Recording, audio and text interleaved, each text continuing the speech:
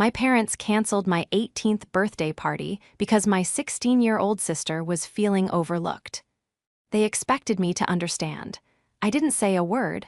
I just started packing. 2 years later, my sister saw me on the local news, and her resulting meltdown burned their entire world to the ground. This is where the story truly begins, and you won't want to miss what happens. Make sure you're subscribed to see it through to the end. We're always curious.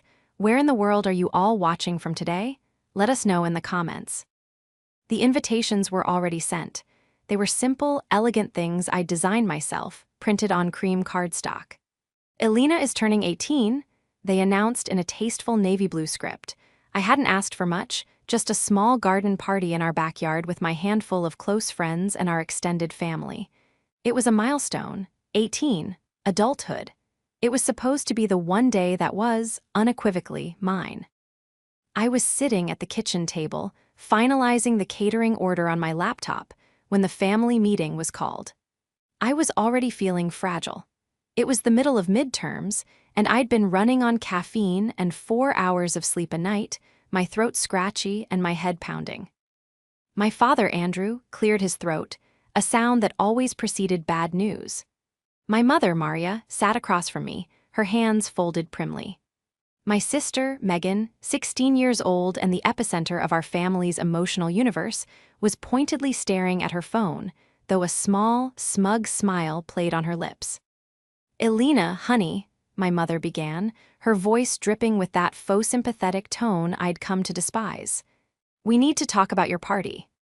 I saved the catering draft and closed my laptop. "What about it? Is the deposit cleared?" "Well, about that," my father said, adjusting his glasses. "We're going to have to postpone it." I blinked. Postpone it? My birthday is next Saturday, the caterer is booked, people have RSVP'd. "We know, sweetheart," Maria said, reaching across the table to pat my hand. I pulled it away. "But your sister, Megan, is just having a really hard time right now." I looked at Megan. She looked perfectly fine, scrolling through Instagram with the intense focus of a surgeon. A hard time with what? "She's feeling very overlooked," Maria said, as if this was a grave diagnosis. "All this, Elena's big 18th talk, it's just a lot for her. Her exams didn't go as well as she'd hoped, and she's feeling a bit left behind." I stared at them, dumbfounded. Megan is feeling overlooked, so I have to cancel my 18th birthday party. Is that what you're saying? "We're not canceling," Andrew chimed in, "just postponing. We can do something small later, maybe a dinner, just us." "She should be more understanding, Andrew," Maria said, now directing her words at me. "Elena, you're the older sister. You've always been so mature. You know how sensitive Megan is. This is a very delicate time for her." Megan chose that moment to sigh dramatically. "It's just, everything is about Elena right now. College, the stupid party, it's like I don't even exist." The sheer, breathtaking audacity of it almost made me laugh. Megan, who had never not been the center of attention. Megan, whose every C- was met with tutors and therapists, while my straight A's were met with a distracted, "That's nice, dear." Megan, who had gotten a brand new car for her 16th birthday, while I was saving my part-time job money for a bus pass for college. I looked at my parents, waiting for them to snap out of it, waiting for the punchline. It never came. "So that's it?" I asked, my voice dangerously quiet. "It's canceled." "It's for the best, honey," my mother said, smiling, as if she'd just solved a complex problem. "This way, there's no resentment. We're a family. We support each other." I looked at Megan's smirking face. I looked at my mother's placid, enabling smile. I looked at my father, who was already retreating behind his newspaper, his part in the execution complete. I felt the flu-like symptoms I'd been fighting all week surge, but they were eclipsed by a sudden, glacial calm. The headache, the sore throat, the exhaustion, it all vanished, replaced by a singular, cold clarity. I stood up from the table. "Okay." My mother beamed. "Oh, thank you, honey. I knew you'd understand. You're such a good sister." Megan scoffed. "Yeah, whatever." I didn't say another word. I didn't yell. I didn't cry. I didn't argue. I simply walked out of the kitchen, went upstairs to my bedroom, and closed the door. I sat on my bed for a long time, listening to the muffled sounds of the television downstairs, the occasional burst of laughter from Megan. They thought I was being understanding. They thought I was being the mature one, the family's built-in shock absorber. They had no idea what had just happened. They hadn't postponed a party, they had detonated a bridge.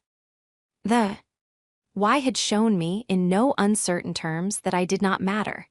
My milestones were disposable. My feelings were irrelevant. I was not a daughter. I was a supporting character in the Megan show. And as I sat there in the quiet of my room, the cream-colored invitations stacked neatly on my desk, a single thought echoed in my mind. Okay. I opened my laptop. I didn't go to the catering website. I went to my online bank account. I started planning my exit. The betrayal was so profound, so complete, that it didn't even hurt. It was a clean cut. The emotional tether I'd held to my family for 17 years and 358 days was severed. The betrayal wasn't the canceled party. It was the chilling realization that my entire life had been a lie. The next week was a masterclass in emotional detachment. I became a ghost in my own home. I was polite, quiet, and utterly vacant. I did my chores. I finished my midterms, acing everyone. When my parents praised my maturity and understanding about the party, I just nodded. "You see, Andrew," my mother would say at dinner, "Elena gets it, family first." I would just smile, a small, tight smile that didn't reach my eyes, and ask for the salt. My 18th birthday came and went. I woke up to a happy birthday text from my best friend, Sarah. My parents gave me a card with $20 in it and a vague promise of that family dinner that would never materialize. Megan, naturally, had a crisis that morning. Her favorite jeans were still in the wash, and the ensuing drama eclipsed any mention of my turning 18. It was just another Saturday. But they were all too absorbed in Megan's latest emotional wildfire to notice what I was doing. They didn't notice me making quiet trips to the bank. They didn't notice me scanning and uploading documents to a secure cloud drive. They didn't notice me selling my old textbooks, my bike, and the few pieces of jewelry I owned that hadn't been hand-me-downs from Megan. My family operated on noise. Megan was the noise, her demands, her tears, her theatrical joys. My parents were the frantic audience, applauding and placating. I had always been the quiet stage manager, the one making sure the lights stayed on. Now, I was using that quiet to dismantle the set. They had forgotten one crucial thing. My grandmother, my father's mother, had been a quiet woman too, a woman who had seen the dynamics of her son's family with painful clarity. When she passed away 2 years prior, she had left me a small inheritance. It wasn't a fortune, but it was enough. $10,000, tucked away in a trust that I would gain full access to on my 18th birthday.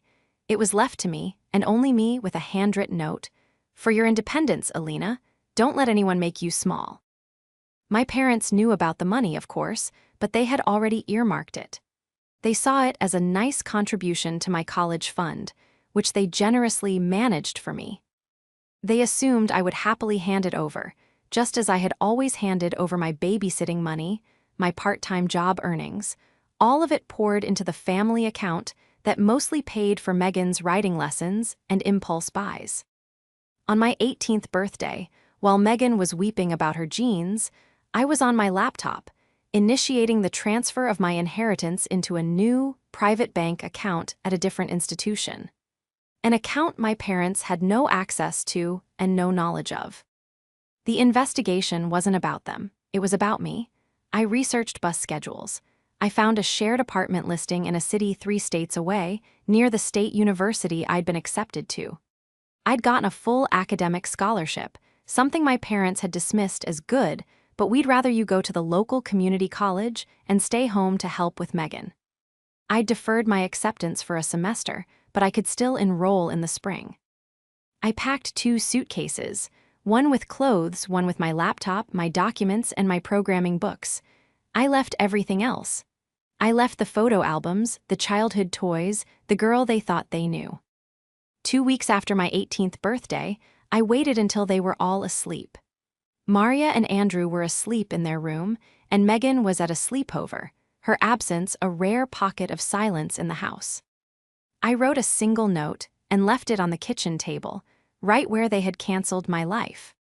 It read, "You were right, I should be more understanding. I understand that my presence here is no longer required. I've gone to start my own life. Do not contact me."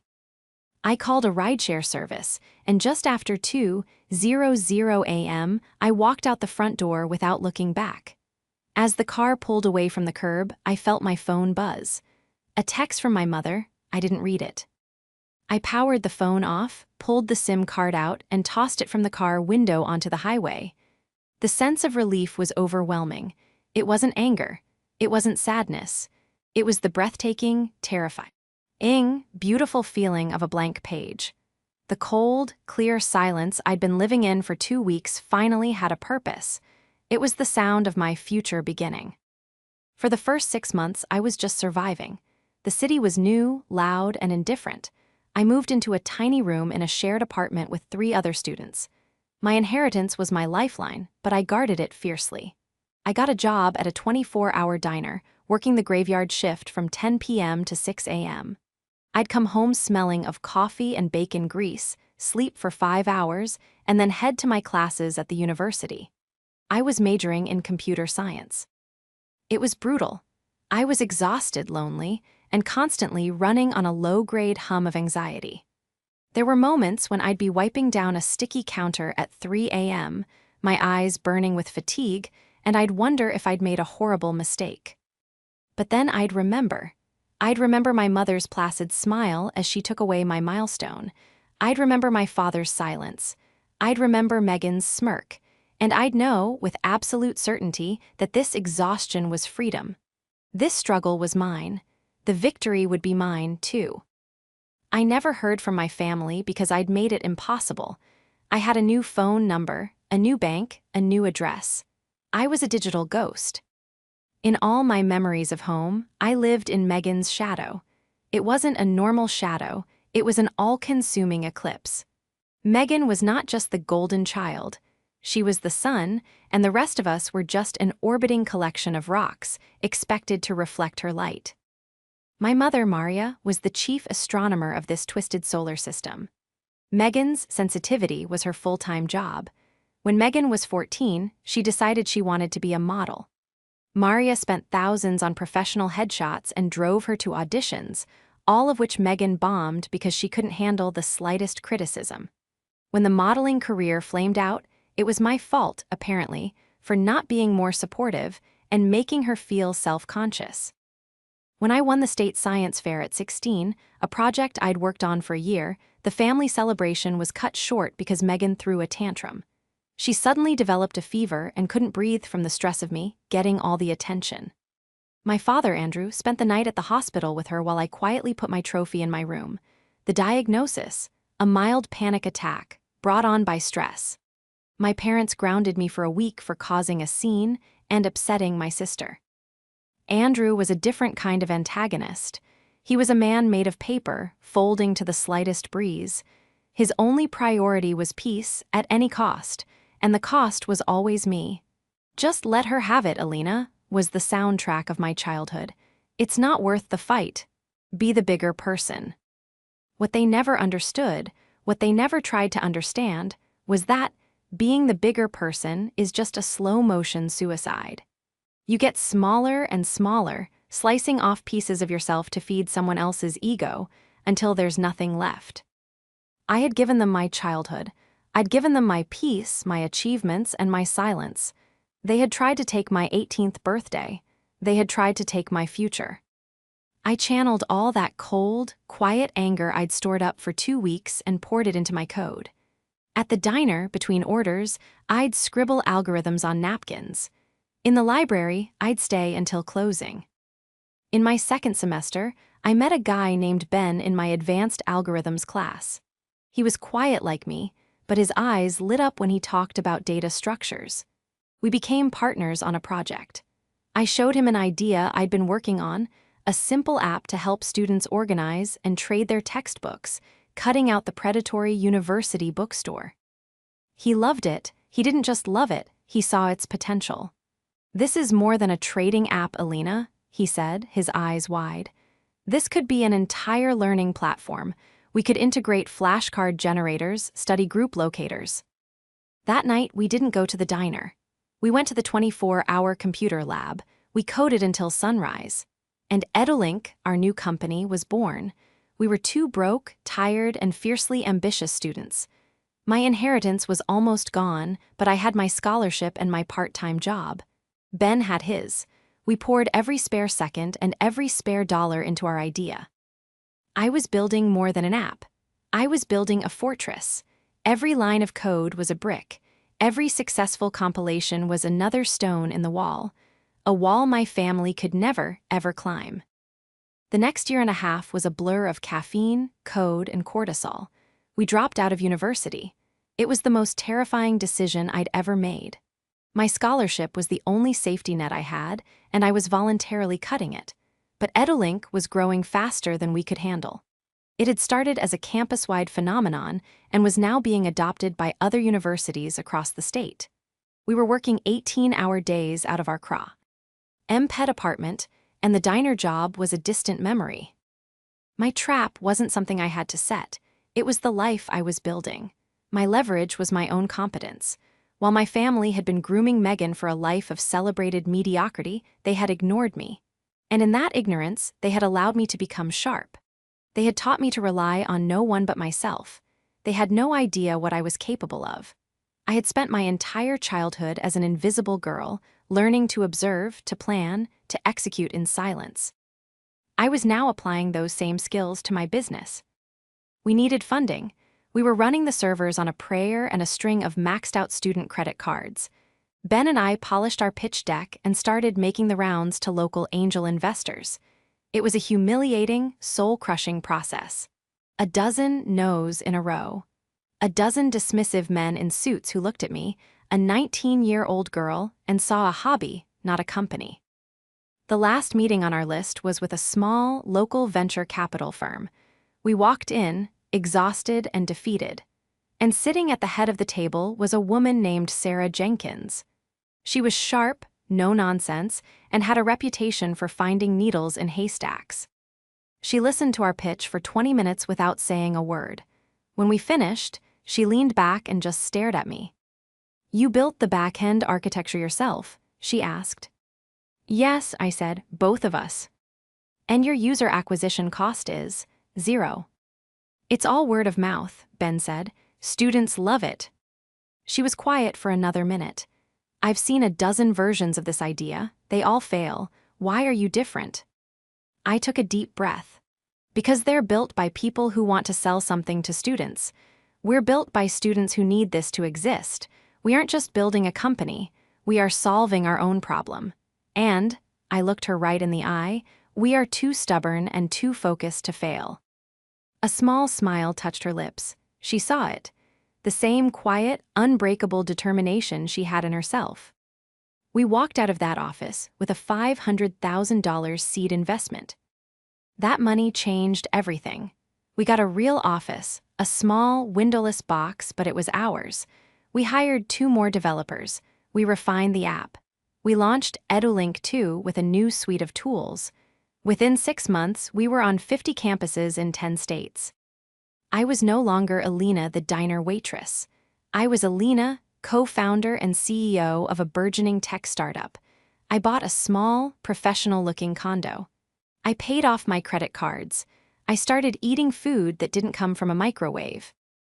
I had just turned 20. The entire time, there was silence from my family. Not a word. I hadn't expected one. As far as I knew, they thought I was a college dropout working a dead-end job somewhere.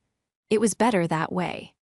Then, one of our new hires, a young marketing lead, came into my office. "Elena, bad news and good news."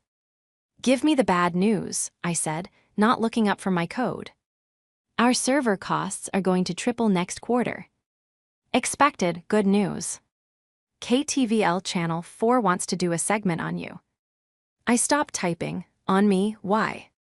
It's for their Local Legends series. They're doing a 30 under 30 special. They want to interview the 20-year-old CEO who's changing education. They want to film it here, tomorrow. Ben was ecstatic. This is it, Elena. This is free press. This is huge. A cold spike of fear shot through me. My hometown was well within the KTVL broadcast area. My parents watched Channel 4 every night. They were going to see me. For a moment, I wanted to say no, to hide, to stay the ghost I'd been for 2 years. Then I thought about that 17-year-old girl sitting at the kitchen table, being told her milestone didn't matter. I thought about the girl who quietly packed her bags and stepped into the unknown. Okay, I said, my voice firm, book it. I would not be small, not ever again. The film crew was professional and efficient. They set up lights in our small, buzzing office. The reporter, a polished woman named Cynthia, mic'd me up and asked me to sit at my desk. Just act natural. The interview was a blur. I talked about the app, about our mission, about the challenges of being a young woman in tech. Cynthia was impressed. It's incredible, she said. To have this kind of success at just 20, you must have an incredibly supportive family. There it was, the question I'd been dreading. I smiled, a calm, measured expression I'd perfected in boardrooms. I was lucky to learn, very early on, the importance of self-reliance. I'm a big believer that you have to be your own biggest supporter.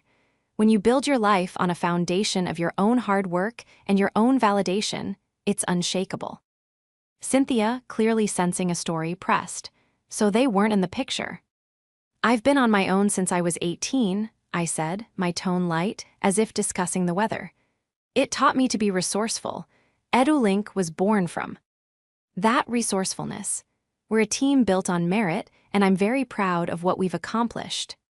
The segment was edited beautifully. It was flattering. It made me look like a prodigy. It aired on the 6 p.m. news 2 days later. I was at the office working late when my phone buzzed. A new number. I let it go to voicemail. Then it buzzed again, and again, and again. 10 missed calls in 2 minutes. Curious, I picked it up on the 11th try. Hello. Elena, is that you? The voice was thin, reedy, and instantly recognizable. It was my mother, Maria, but it was a voice I'd never heard before. It was high-pitched, frantic. This is she, I said, my voice cold and professional. Oh, Elena, thank God, we saw you on the news. A CEO all this time, why didn't you tell us? I've been busy, I said. Busy, you've been. You have a company, we thought. We didn't know what to think, we've been so worried.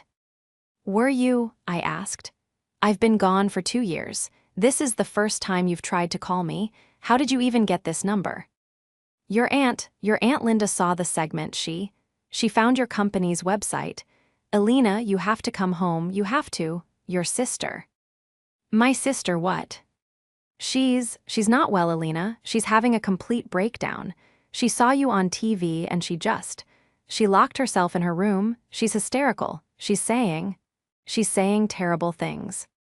I leaned back in my chair, the cold, glacial calm from that day in the kitchen returning. What things? That we ruined her life, that you stole her future. It's nonsense. You have to come home and talk to her. You have to tell her it's not. It's not a competition, and Elena, honey, we're in a bit of a tight spot. I waited. Your father, his hours were cut, and Megan's, well, her university costs are just so high. Seeing you, so successful, we just thought, as your family, maybe you could help us out, just until we get back on our feet. There it was, the hook, the pivot. In the span of 2 minutes, she had gone from worried mother to supplicant. I pictured her in our old kitchen, my father wringing his hands beside her, Megan's wails audible from upstairs. The thought didn't bring me pain. It didn't bring me joy. It brought me nothing. Maria, I said, and the use of her first name made her stop talking. I am not your daughter, not anymore. You made that clear 2 years ago. My sister's emotional state is not my responsibility. It never was.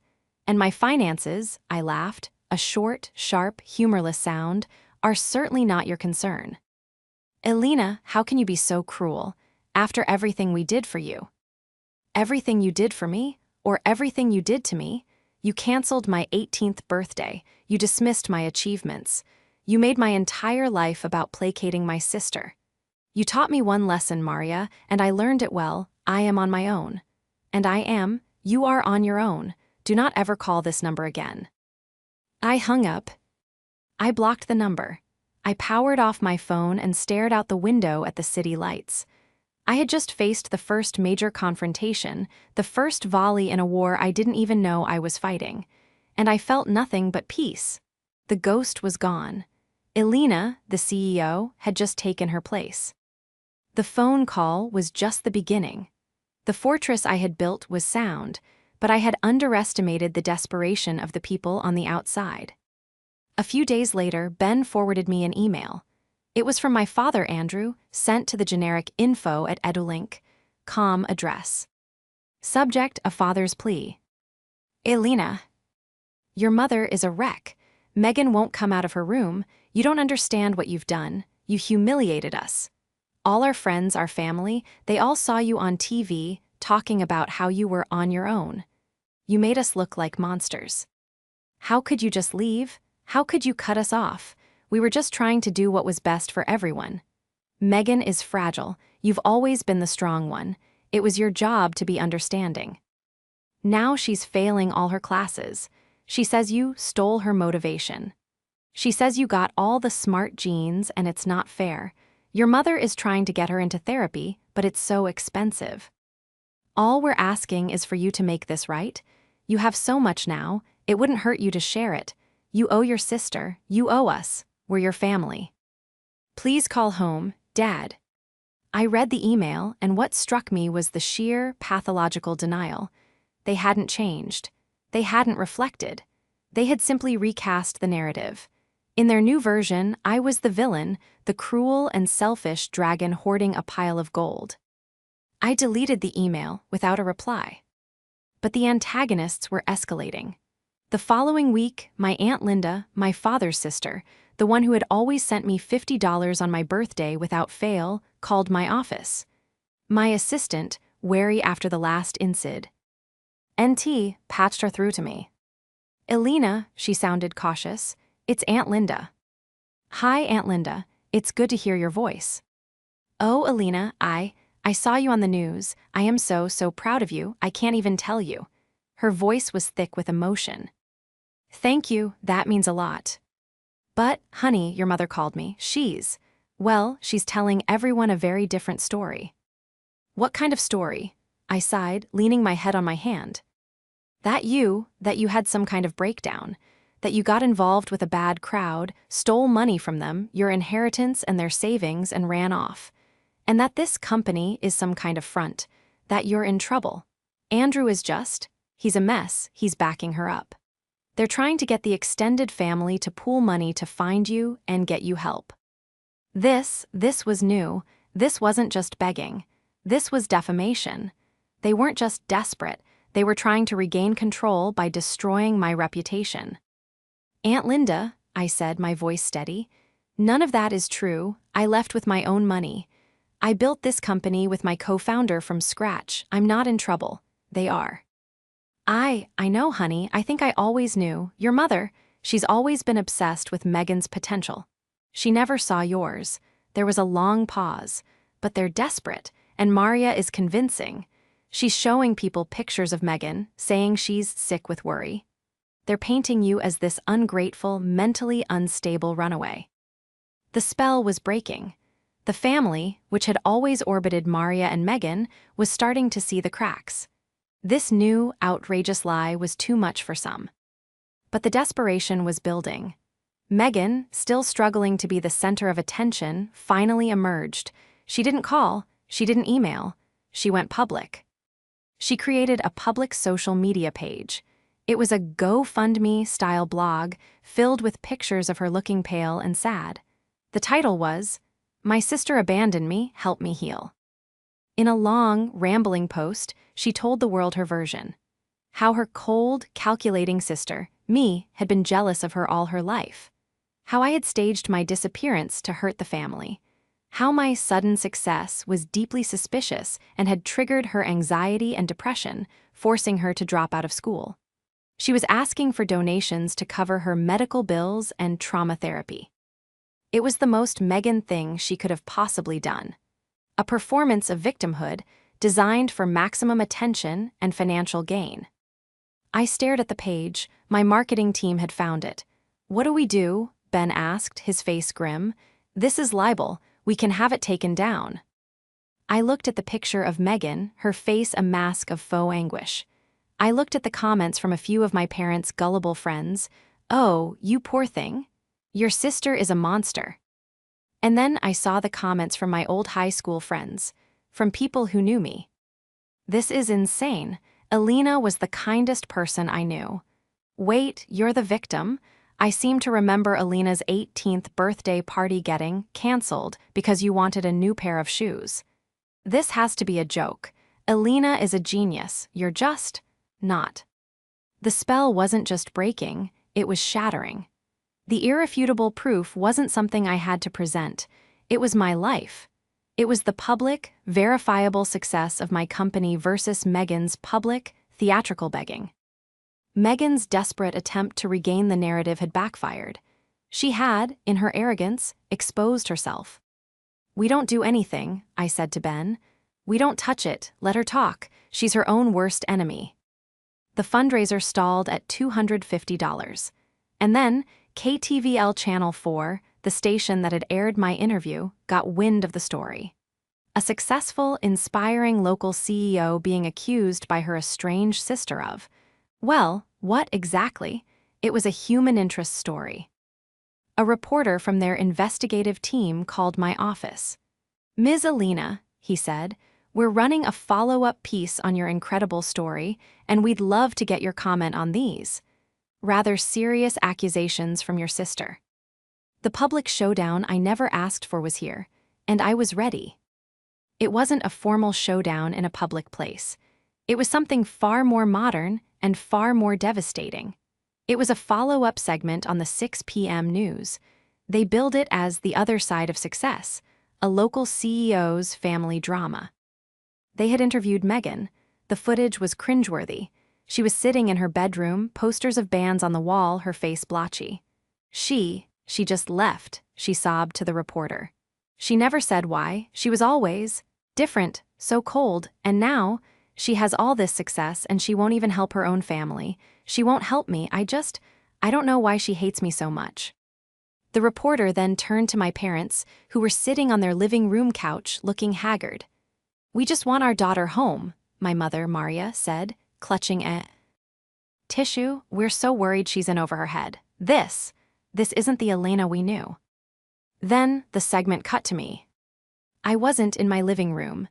I was in my office boardroom, sitting at the head of the long, polished table. I was wearing a sharp, professional navy blue blazer. I was not crying. I was calm, articulate, and in complete control. "Mr. Davies," I said to the reporter, "I didn't want to make this a public matter, but my family has left me no choice. I do not hate my sister. I feel nothing for her at all. I am not a runaway, and I am not in trouble. I am a 20-year-old woman who has built a successful company through relentless hard work." "So why did you leave?" the reporter asked. "Your family says it was a mystery." "It was no mystery," I said, looking directly into the camera. "I left 2 weeks after my 18th birthday. I left because my parents, Maria and Andrew, informed me that my 18th birthday party was canceled. The reason given was that my 16-year-old sister, Megan, was feeling overlooked. I was told I needed to be more understanding." I didn't argue. I understood perfectly. I understood that in my family's eyes, my milestones, my feelings, and my entire existence were secondary to my sister's fleeting emotions. I understood that I was not a daughter, but a role, the responsible one, the mature one. So I made a mature, responsible decision. I took the inheritance my grandmother left me, money she specifically earmarked for my independence, and I left to build a life where my worth wasn't negotiable. I have funded my own education and built my own company. I have not asked them for a single thing. Their claims that I stole money are false. Their claims that I am unstable are, as you can see, false.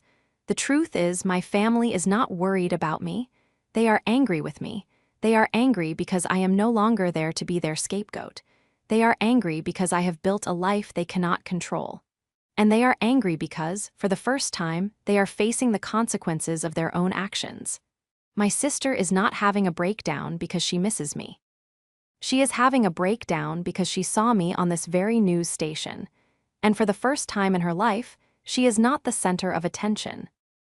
I wish them well, but my life is my own. The EduLink team is my family now, and we are very, very busy. It was a calm, systematic, and utterly devastating exposure. I hadn't raised my voice. I had simply presented the facts. The moment the segment aired, the family imploded. Megan, watching the broadcast, had the final, powerful moment of realization. But it wasn't the one I expected. She didn't realize her own faults. She realized that she had lost. She had been publicly and permanently dethroned. She didn't just lock herself in her room. She went on a rampage. Aunt Linda called me the next day. She was breathless. "Elena, you did it. You burned them to the ground without even lighting a match." "What happened?" "Megan," she snapped. She started screaming. Not at you, at them, at Maria and Andrew. She was throwing things. She smashed her own laptop. She screamed that it was their fault, that they had let you go, that they were stupid for not seeing you were smart and keeping you under control. She said they had coddled her and made her weak, while they had ignored you and made you strong. She said you got the good life and it was their fault she was stuck with them. She packed a bag and left. "She's gone, Elena. She's at her friend's house and says she's never coming back." The public humiliation hadn't just exposed the antagonists. It had turned them on each other. Megan, in her final, triumphant act of narcissism, had made herself the victim of her own parents' enabling. And in doing so, she had broken the family forever. The downfall was absolute. Megan's departure was the final straw that broke the spine of my parents' fragile marriage. With both daughters gone, one a public success, the other a public failure, they had no one left to focus on but each other. The silence in that house, once my only refuge, must have been deafening. Aunt Linda kept me updated in short, sporadic emails. Maria and Andrew, left alone, finally turned all their years of misdirected energy on each other. Maria blamed Andrew for not being strong enough to manage the family. Andrew blamed Maria for her obsession with Megan. The house, which was already in a tight spot, went into foreclosure. They were forced to sell it at a loss and move into a small, rented apartment. Maria's part-time real estate career evaporated. After the news segment, her reputation as a stable, family-oriented woman was ruined. No one wanted to buy a house from the woman who had effectively driven her own daughter away. Andrew, quiet, defeated Andrew, took a demotion at his firm just to keep a job. Megan's story was less dramatic but just as sad. She dropped out of university for good. She bounced from friend's couch to friend's couch, her victim narrative wearing thin with everyone who took her in. Without her parents to manage her life, she was incapable. She had been trained to be a receiver, and when there was nothing left to receive, she simply stopped. Last I heard, she was working as a part-time cashier, bitter and furious at the world that had cheated her. The consequences were definitive. They had built their entire family on a rotten foundation, the sacrifice of one child for the comfort of another. When I removed myself, the foundation crumbled and the whole house fell down. And me. My life moved forward. EduLink continued to grow. We secured a Series A round of funding. We moved into a real office with windows. I was 21 and managing a team of 30 people. About 6 months after the TV interview, I was sorting through mail at my condo and found a letter. It was handwritten on cheap notebook paper. It was from my father. "Elena, I don't know if you'll read this. I don't blame you if you don't. Your mother and I are separated. The house is gone. Megan doesn't speak to us.